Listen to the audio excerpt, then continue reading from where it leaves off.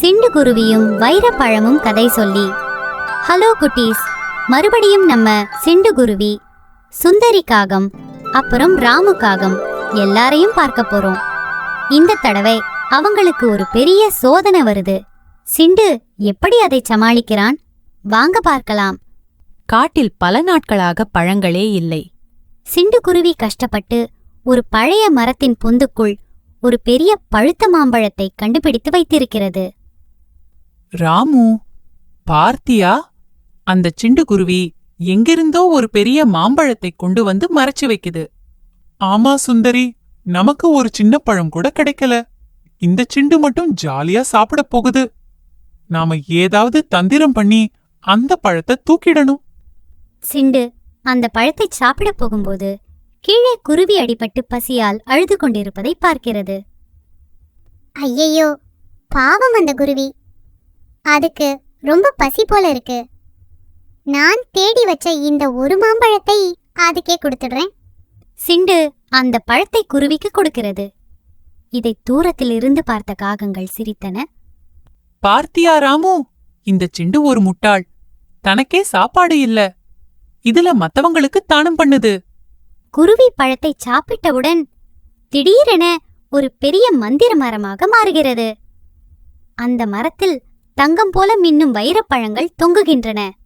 சிண்டு, நீ உன்னோட பசியை பார்க்காம எனக்கு உதவினாய். இதோ இந்த வைரப்பழங்கள் உனக்காகத்தான். இதை சாப்பிட்டால் உனக்கு ஒரு வருடம் பசியே எடுக்காது.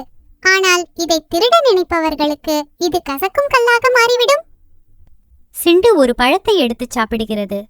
சிண்டு இல்லாத நேரம் பார்த்து சுந்தரியும் ராமுவும் மரத்தில் ஏறி பழங்களை திருடுகின்றன. சுந்தரி, நிறைய பழங்களை எடு. நாம எல்லாத்தையும் வித்துட்டு பெரிய பணக்கார காகமா ஆயிடலாம்.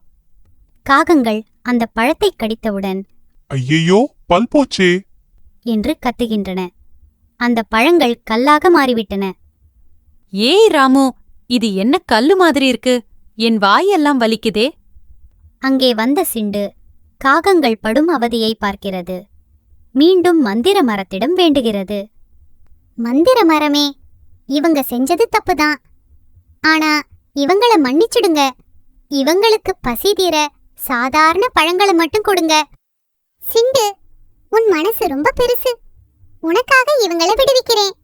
மந்திர மரம் காகங்களுக்கு சாதாரண பழங்களை வழங்குகிறது. காகங்கள் வெட்கப்பட்டு தலை குனிந்தன.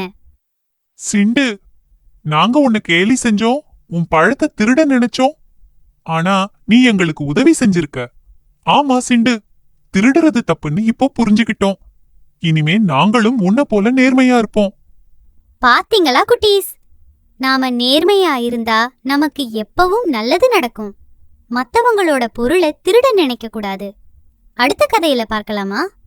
டாட்டா.